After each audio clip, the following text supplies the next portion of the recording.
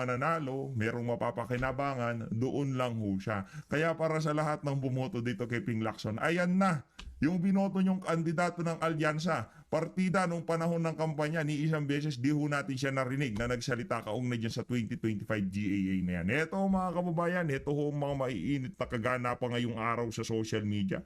Pambihira ho talaga tong si Marcos Jr.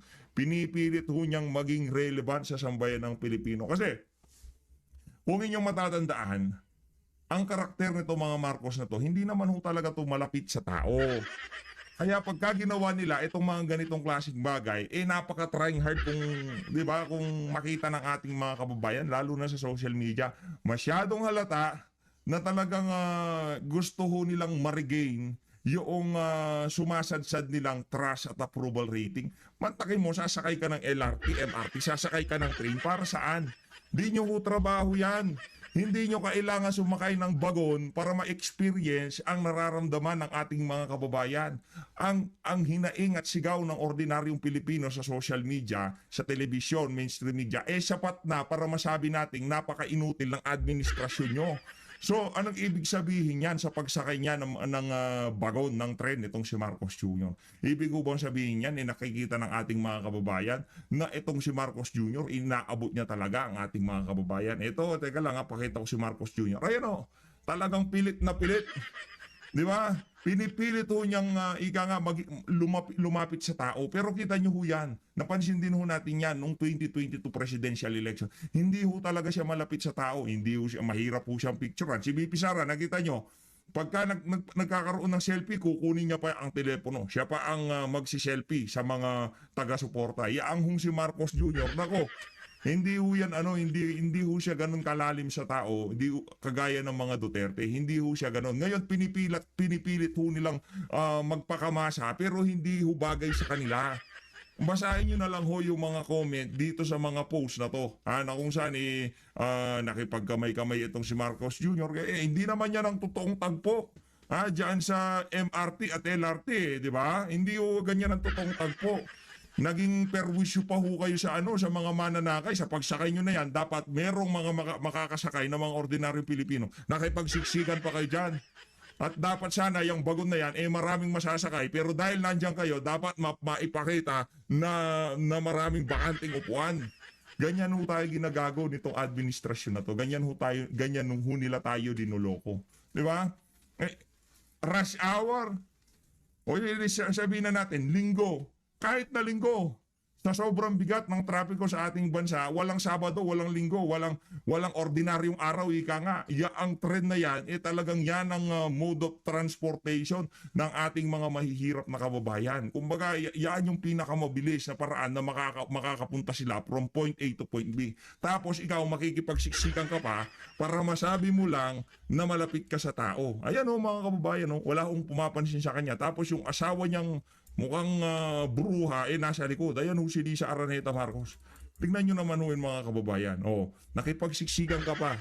Langya ka. Ang hirap-hirap na nga sumakay dyan sa LRT, MRT na yan. Dumagdag ka pa sa problema. Ayan yung mga nasa loob ng tren, sila din ang nagpa-picture sa kanya nung paglabas niya. Magkano ho kaya ang bayad dito sa mga tao na to?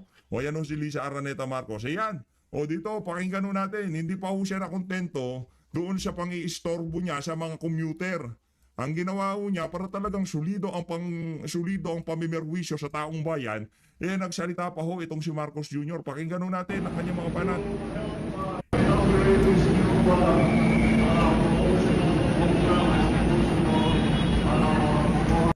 Naku, parang itong si Simon, parang medyo nangangayaya tata no? Yung Simon, di ba, itong payat na to, itong sa gilid. Itago nyo yung mga pulburo nyo sa Malacanang, baka di nyo alam siya na sumisibak niyan, ha? Ito si Simon, ha? Itago nyo, ito, nangangayayat na, bungo na, payat-payat na, tingnan itong bata na to. Yan. Simon yan, di ba? Kalimutan ko, di ko lang pangalan itong mga anak na to. Basta alam ko, ito si Charis. Itong payat na to. Baka tumitira na rin ng pulburon to sa Malacanang pagka tumatalikod ang mga magulang niya Tuloy natin.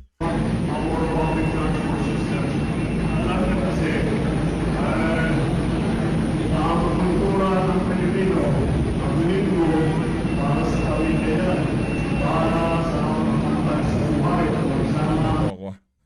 Sasakay ka na lang, mag-i-speech ka pa lang ka. Laking abala ng ginawa mo, Brad.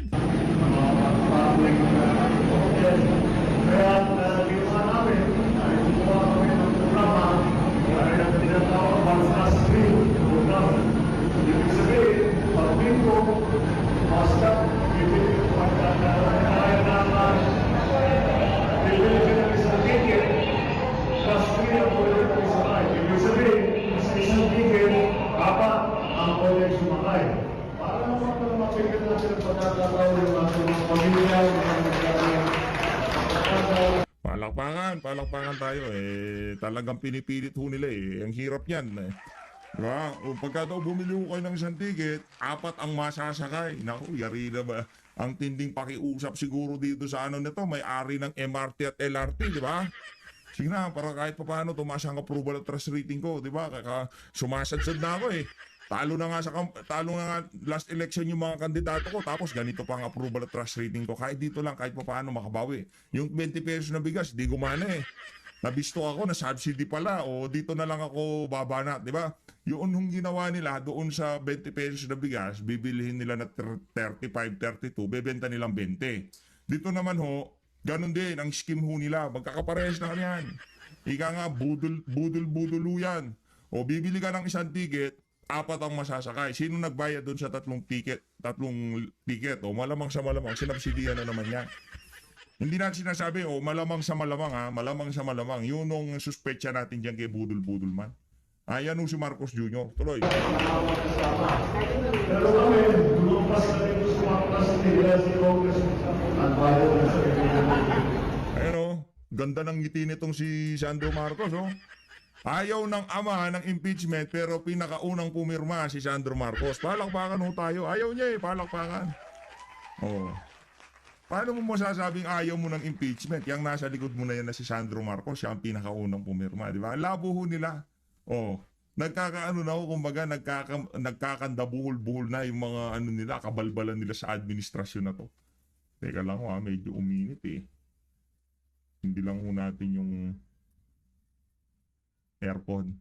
Ayun, tuloy natin. Pero yun lang sana naman, mabigyan natin ng pagkakataon ang ating mga kababayan na maramdaman nila yung linggo. Kasi alam naman natin natin na pahira na ang oras ng computer. At madalas natin marinig, alam na ating oras para sa pamilya. Para dahil pagdating namin, tulog na lahat. Aalis kami, tulog pa. Kaya naman, sinasabi namin, bigyan natin ng chance na hindi ang issue natin, hindi may na kabayan para lang makasama ang inyong pamilya. Kaya nandito na yung ating program na One Plus Hirap Brad? Hirap talaga. Kumbaga, binibigay na ho nila lahat ng magagawa nila, pinapasok na nila lahat, pati yung mga mga ganitong klaseng scheme, para lamang maipakita na malapit sila sa tao. Man na kayo magsasalita ka sa MRT, LRT, yung mga nakapila dito sa likod, teka lang baka hindi nyo nakikita, dito sa gilid ng anak niya, may nakapila. Ngayon, yung mga nakapila na yan, kulang na lang, murahin ka, di ba? Imbis na makasakay na sila, dyan sa kadaldalan mo na yan, na-delay pa sila. Yun ang problema dito eh. Kung gusto nyong ibida yung mga programa nyo na yan, ilabas nyo na lang dyan sa Malacanang Press Corps. Diyan kay Auntie Claire, ilatag nyo lahat sa kanya. Pero para sumakay pa kayo ng LRT, MRT, para lang ibida nyo yung 1+3 promo na yan. Hindi ibig sabihin na merong 1+3 promo, tataas na ang approval at trust rating mo. Brad, trust rating pinag-uusapan natin dito. Nawawala na ng tiwala ang ating mga kababayan sa panunungkulan mo. Bakit? Una sa lahat, yung issue ng PhilHealth. Kinuha nyo ang pondo ng PhilHealth na dapat sana para sa mga mahihirap na Pilipino na nagkakasakit. Pangalawa, 2025 budget. Pinirmahan mo kahit alam mong palsipikado. Hindi bumaba ang trust at approval rating mo dahil sa presyo ng pamasahe sa MRT at LRT. Kailangan mong i-address ang korupsyon sa administrasyon mo, transparency at accountability, yun. Hindi yung wala, kahit nagaano pa kamahal yung yung presyo ng yung MRT, LRT na yan, alam mo, Marcos Jr., hindi naman makaka-apekto yan sa trust approval rating mo. Siguro maraming aaray. Pero kung nakikita ng ating mga kababayan na talagang ginagawa ng administrasyon mo lahat ng makakaya nila para lamang mapababa ang korupsyon at katiwalian sa ating bansa, ano ho yun? Magre-reflect ho yun dun sa mga maglalabasang survey. Kung yung 20 pesos na bigas na ililinaunch nyo nung panahon ng kampanya, flop, hindi gumana. Sa tingin nyo ho ba yung 1+3 promo nyo na yan gagana? Hindi ho gagana yan. Kasi hindi ho yan ang pinanggagalingan ng galit ng ating mga kababayan. Hindi nyo pa rin ho maintindihan. Hindi ho natin malaman kung sino nagpapayo dito kay Bangag kung bakit ganito yung mga shot call niya sa kanyang administrasyon. Hindi ho yan. Kahit mamigay kayo, ayuda na nga pinamimigay nyo, Brad. Pera na. 5,000, 10,000, 15,000 ang pinamimigay ni Tamba. Sa ilalim ng panunungkulan ni Marcos Jr. Pagka namimigay sila ng akap, kanino sila unang nagpapasalamat? Sa administrasyon ni Marcos Jr. Ikaw ang pinakauna nilang binibida, Brad. Pera pa ang pinamimigay nila. So paano kayo napunta sa desisyon na gagawa kayo ng ganyang klaseng promo para lamang maisalba yung kakarampot mong trust at approval rating? Paano kayo umabot dyan sa ganyang klaseng shot call, ika nga dyan sa desisyon nyo na yan? Pera na pinamimigay nyo. Dyan ticket na lang, pababa ng pababa, ganon. Wala na talaga, wala nang makukurakot. Meron pa ako na isusunod na announcement dahil marami kami doon sa pinagtanong ELSA Rehabilitation. Ang daming mali, nagkakaroon lang na paano yung trabaho namin. Si Vince Dizon namumutla din. Nagtoko, paano ko kaya susunod? Brad, wala namang problema kung hindi. Alam mo ng palubog ng barko, sasakay ka pa, may problema ka. Siya ho yan, si Vince Dizon sa mga kumita nung panahon ni tatay. Hindi, joke lang. Magaling naman yan si Vince. Tayo believe dyan kay Vince. Ay, kumitas sumweldo. Sorry naman. Ayun naman di ba? Yan, si Vince Dizon. Magaling ho yan. Manuwala ko kayo sa akin, magaling yan si Vince Dizon. Mahusay ho yan. Lalo na pagka mayroong political will yung amo. Pero kahit anong galing pa ng iyong alter ego, kung banu ka, banu rin ang kalalabasan ng shot call ng mga ng mga alter ego mo. Wala ho yan, palsipikado din. Kahit na gaano pa kahusay yan si Vince, hindi walang gagawing matino yan diyan sa posisyon niya. Kung yung namin ay napakailan na, matagal na pa rin sa oras, wala na talaga, hindi na kami uuwi. Alam mo, Brad, manahimik ka na. Nakakaperwisyo ka na. Daming mananakay na naghihintay sa likod mo. Manahimik ka na. Dito na ako sa bahagi ng video natin na to. Naku, marami hong nakamiss dito sa mga idolo natin dito sa third floor studio. Busy ho itong si Madam ngayon ito, papanoorin ho natin kung anong update dito sa dito kay Sir Marlon, dito kay Madam Pamela. Game. 3, 2, 1, Naku. we're live. Grabe naman. Doon ako believe. Doon sa may pagka merong ganong countdown, ibig sabihin, parang yan, parang rocket yan Pagka, di ba, merong T minus ganon, di ba, magka-countdown yan. Pagka ganyan, ibig sabihin, bubulusok yan. Kaya maghanda-handa na ho kayo. Siyempre, di na ako sisingit dyan kasi malulupit yung mga yan ano ba naman ho tayo dito sa PH Update, di ho tayo makakaano dyan. Higa nga, pagka lumatag yan ng mga issue, wala na ho tayo sasabihin dyan. Kaya naman, pakinggan ho natin ang third floor studio, Your Happy Network. Game. Alam ko, magti-TikTok sa'yo ka. We're live. We're live because the weather downstairs is hot. Kumusta? Isang mapagpala At mapagpalayang linggo sa linggo inyo. na, linggo. Hello sa ating lahat. Marlon, it's a Sunday and it's the weekend. Baka meron ka namang marites sa akin dyan. Marites? Mayroong pa. Tapos saan ba pumupunta ang mga tao kapag weekend? Sige nga. Siyempre, sa simbahan. Yung iba. Wow, Yung that's iba the sa Marlon we restaurant. know. Of course, di ba? Kahit mag-isa ako pa, magsisimba ako. Oo na, tinuruan niyo ako mag-online mass. Napanood mo ba yon? Pinag-usapan ka namin ni Cathy Alin to? Doon sa Great Conversations. Bas ano Alam mo sa ko natutunan yung online mass? Meron yung ABS-CBN, yung Kapamilya channel, yung kay Father Boss? Kaluwag. May Oo. pari bang kaluwag? Oo, Ateneo yung pamot. Sorry, Naging hindi ko alam. ano ng Sorry po. Ateneo yun, si Tito Kaluwag. Yeah. Diba? And 5:30 to 6 yun, nung pandemic, di ba nakakulong lang tayo. Tapos, mga tao. hindi nakakasimba. Araw-araw yung Monday to Saturday, 5:30 to 6. Tapos noon, yung 6, yung pangayon sabi ko sa'yo na kahit pa paano nakapagpapawis pa ako. Nagsara ba ang simbahan ng pandemic? Nagsara. Oh. Nagsara ang simbahan. And yun, araw-araw yun. Yung routine ko na yun, pagising ko, buksan ko na yung TV, antayin ko pa yun. Tapos, Gumigising ka o dahil gising mo talaga gising ko maaga? talaga, yung maaga ako gumising. Lugi ako lagi pagka hindi ko alam. Yun na yung... Bakit automatic sa'yo na TV bubuksan mo o dahil magmimisa ka talaga? Every Automatic Sunday yan TV. o Automatic every TV. day? Tapos punta na ako CR, Lamos, toothbrush. So, dasal mo ng konti. Tapos, Bubuksan alam mo ko TV na tapos di ka 5:30. naman manonood. Hindi. O, Bukas mo na. Dahil lalo, alam mo, 5:30 pa naman. Oh, May wala oras ka pang, pa. So, yun lang rin naman yung CR sa kwarto ko. And, Lamos, toothbrush. Tapos, ready mo na sarili mo. Sa misa na. Meron pa akong ano ron pa sa kwarto. Yung lazy boy. Minsan mainit eh. Pagka, di ba, sa likod. leather kasi. O kaya minsan, kuwahila ka ng ano, magdadasal ka talaga. Minsan kakatok yung kasambahay dahil minsan papadala akong pagkain sa kwarto. Alam na nila pag di ako sumasagot, na tapos malakas yung TV na may misa. Yun yung...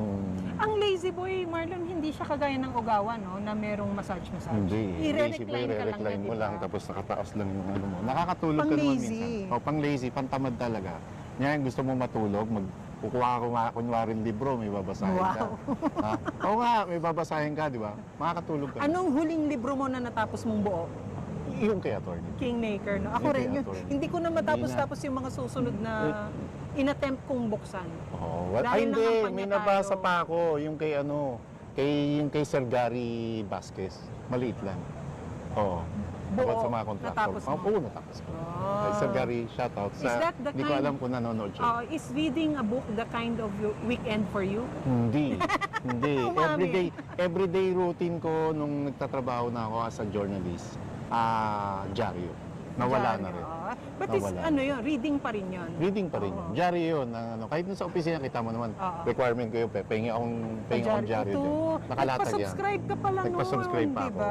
Kailangan ko May yan. subscription tayo Oo, noon. kailangan yan. Oo. Hindi kagaya ng, hindi trip mo yung pag-weekend, pupunta ka sa isang posh resort sa Palawan. Grabe, no. Magkano, lowest yata ron, 500, Per night. Ah, 500K. 500,000 Oo. Ah, half a million per night. per night. Per night, And ha? pareho ng, kanina bago kami nagkita, sabi ko, uy, nagbakasyon yung pamilya. Sabi niya, oo nga. So, Pareho. isa information Oo, namin. oo. So, isa ng Marites tayo. Marlon, ang 500 per night is sa isang room lang yon ha? Sa isang room category lang yon ha?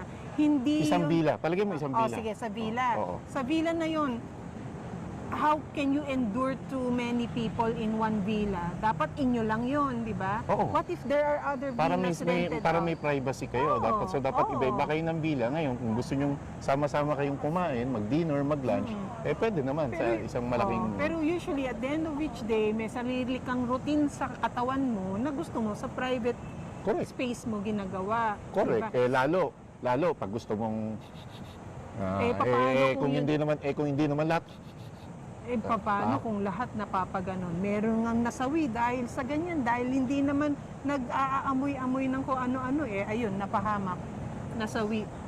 Umalis ng bahay na buhay, bumalik. Tapos Ng- paano kung alakati binag ka na inalok ka rin, di ba? Naku, patay tayo No? dyan. And Pam, ano to ha? Galing ng abroad. Straight from Abroad, dumiretso agad dun. an official duty, pumunta ka kaagad sa isang bakasyon. 3 days yata ito, Engrande. Pamela. Oh, 3 3 days days. to. Oh, 3 pareho days. tayo ng information, di So, ba? Engrande. Ang grande. Tapos mahal. Ala. Very New York. Tapos isa kang public official. Sino nagbayad niyan? Hindi Ito, taong bayan. Narinig mo ba yung narinig ko? Oh. Na merong mga ano bang i-code name natin sa mga yan? May mga official din na kasama. Oo. Na junkies, junket. Kasama ron sa junket. Oo. Ibig At sabihin. mga private guests. So, ibig sabihin, Marlon, yung sinasabi nating 500,000 per night, hindi lang para sa ma-impluensyang pamilyang to. Kung 10 grupo to, Oh, 10 bilya. 1.5 times. Hindi, 5 times 10, edi 5 million yun. Grabe, no? For just 3 days? Gagastos Hindi, na- sa isang araw yun. Per night per diba? night. Oh, so Di 15 15 million. Kaya ano ba naman yun? Oh, wala pa yung food. Pam, Saan ang pati food? chicken feet yan. Sa bagay, Alam mo bilang- bakit? Magkano yung napanalunan sa loto nakaraan? 300 million, di ba? Oo, oo. Panis yan. Wala yan. Hindi sila matitinga Sa sa bagay, mahal. Marlon, billion nga per day ang funding sa isang flood control na ghost Isa pa project. yun, no? Ghost project, no? Billion. So, no? maaring kung totoo man na ikaw ay isang mataas na opisyal na nagbabakasyon dyan, can afford. Paano? Pam, nagbenta ka ng ginto na hindi naman alam ng taong bayan. Ito naman, Marlon, baka naman julahas kung ilang mo yun. ginto yan, magkano binenta at sino bumili at Baka saan naman na napunta alahas yung mo pinagbenta. yun. Alahas lang Ay, yun. Marlon, nabanggit mo yung mga ginto-ginto, no? It just made me curious now, no? Di ba ang isang Imelda Marcos nung kanilang kapanahunan, talagang magarbo ang set ng alahas, di ba? Mm-mm. Nasaan yung mga alahas na to ngayon? Nasa pag-aari ng gobyerno, di ba? Yung iba? Yung iba, Yung iba may dala sila di ba? Oh, ano ko lang, kasi nabanggit mo yung ginto na yan, no? Well, anyway, Marlon, it is very uncomfortable, no, to talk about this blind item, knowing na nagpapakasasa ka dyan sa isang bakasyon at alam mo ang mamamayang Pilipino ay nagugutom. At alam mo, napakatindi ng problema ng inflation sa Pilipinas. Napakatindi ng problema ng matataas na presyo ng bilihin. Napakatindi ng problema doon sa inaasam na 20 pesos per kilo ng bigas na lang hinihiling. Tapos kayo, kung gumastos kayo ngayon, gabi-gabi, ganun na lang. Napaka-insensitive ng ganyan. Kasi alam mo, Marlon, yung pagiging insensitive mo, nakakaapekto yan sa mga taong tumatanggap sa'yo. Kaya hindi rin maraming tao ang nire-respeto yung privacy ng pamilyang nabanggit dito sa blind item na to, na alam mo yun, because it affects a server, a certain server, sabihin na natin na ganun, na sabihin na natin, anong tawag doon yung may sarili kang nag-aasikaso sa'yo? Bellman? Butler. May butler Oh. ka, no?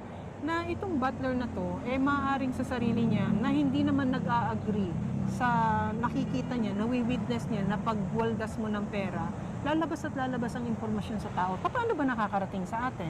Ibig sabihin, either amongst them na magkakasama doon, inilalabas ang impormasyon. Mahigpit daw ang security, ha? Ibig Mahigpit ang sabihin, security. hindi lahat ng kasama nila loyal sa kanila. Ibig sabihin, yung iba talagang napipilitan na lang sumama kasi meron silang personal na interest. Pambigyan daan ko lang meron na namang kidnapping incident na nangyari. Shucks. May-ari ng isang, paano ko ba matatawag tong ano ba ibang mo, na isang malaking hardware store. Oh, yan. Anak na may-ari ng one-stop shop na hardware Oh my God. store. Na dinukot. Nagbigay na ng 150 million Buhay. ransom. Buhay. Hindi natin alam bakit tahimik.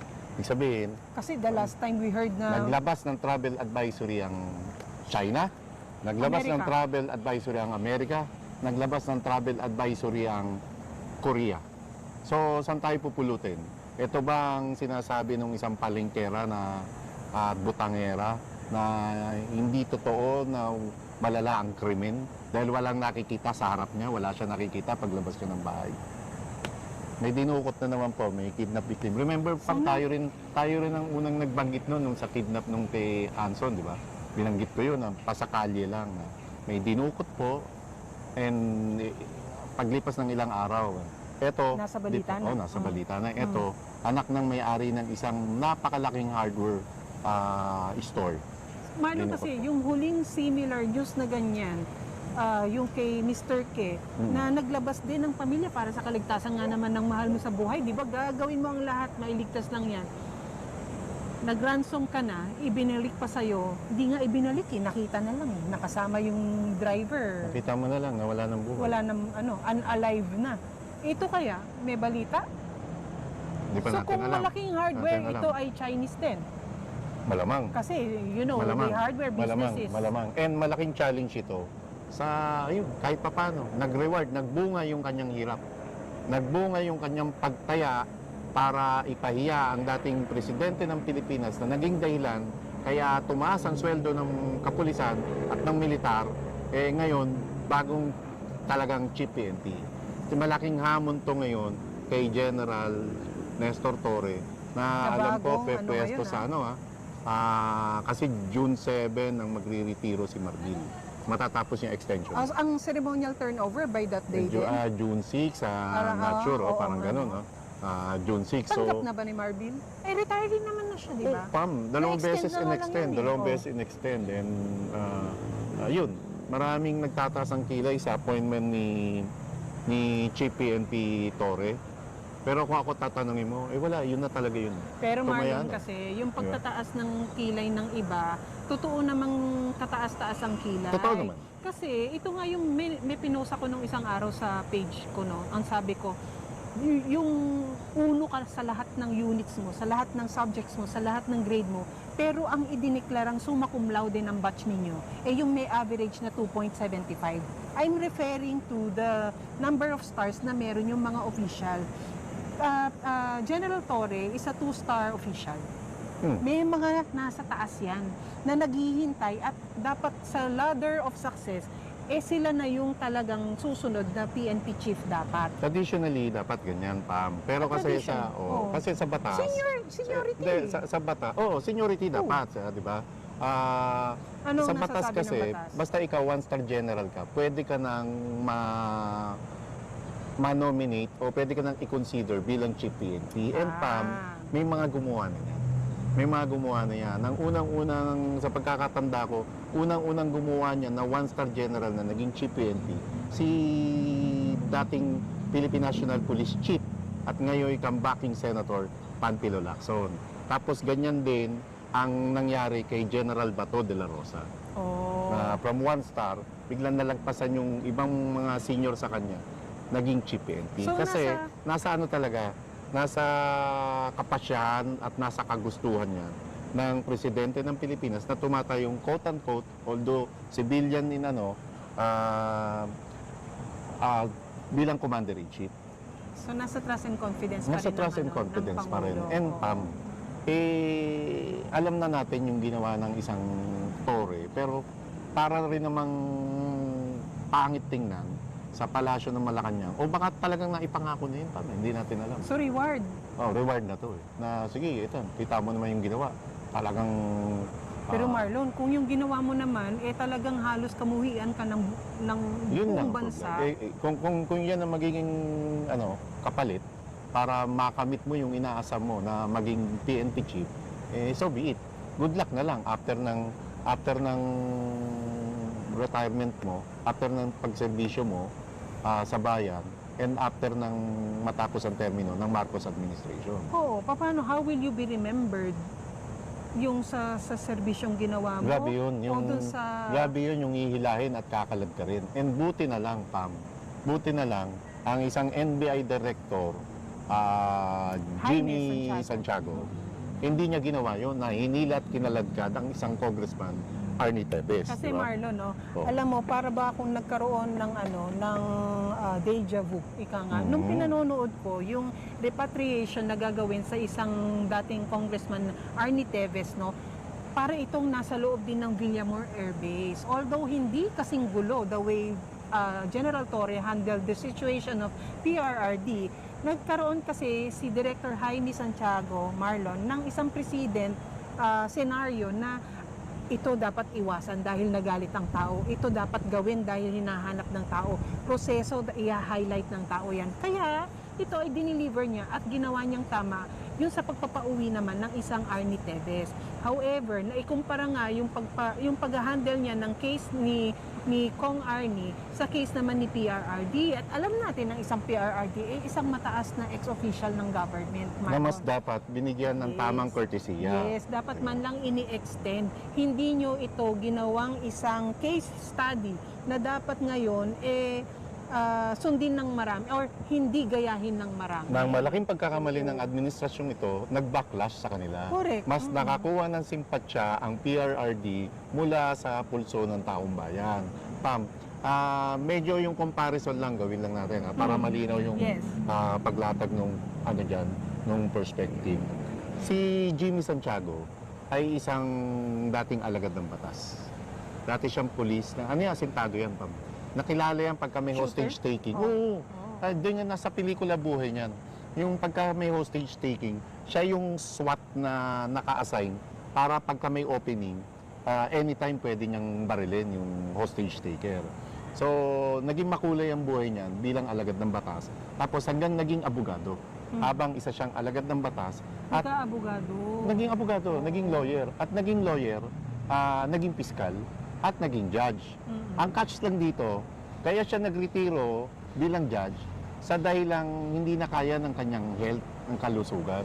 Tapos bigla niyang tinanggap ang pagiging NBI director na sa pagiging judge hindi kaya ng kalusugan mo. Tapos sa NBI director, Na mas stressful ang Mas sitwasyon. stressful. No? Kasi Pero- dapat mas hands-on ka. pero the way he handled the arrest kay Arnie Teves, yung pag-repatriate, masasabi natin kahit papano, saludo ro. Mas kapuri-puri siya Kapuri-puri. kaysa kay General Torre. Kaya nilatag ko yung dati siyang abogado, dati siyang piskal, dati siyang judge. Kasi alam niya paano ipatupad ang batas kumpara sa isang General Torre na sa pagkakaalam ko hindi siya lawyer.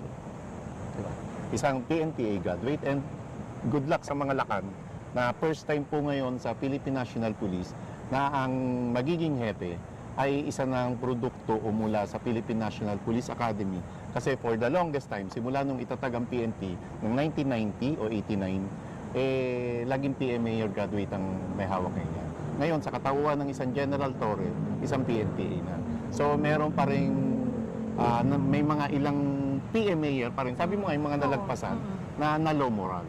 Kasi Marlon, natatandaan mo, tayo rin ang nagbalita nung pagiging low moral ng mga men in uniform pagdating sa hiring, pagdating sa ano yan, yung promotion. May isyong ganyan kay Browner.